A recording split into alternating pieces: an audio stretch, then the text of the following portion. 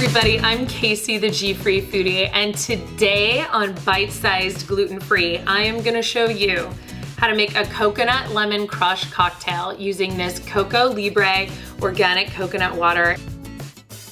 All right, let's get started. I am gonna take a shaker, and then I'm gonna squeeze a little more than half a lemon. Then I'm gonna take my coconut sugar. You could use simple syrup if you wanted to, or white sugar. I prefer coconut sugar, which is made from coconut sap. I'm gonna put about a tablespoon.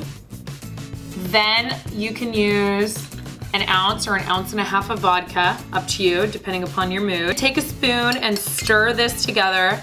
We wanna get that sugar starting to dissolve. Now I'm gonna add 3 to 4 ounces of our Coco Libre coconut water and some ice.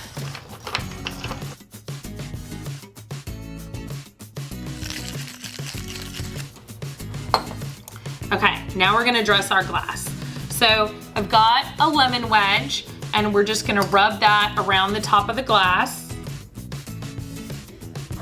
And then we're gonna stick the glass with the lemon juice in the coconut sugar to get a nice coconut sugar rim.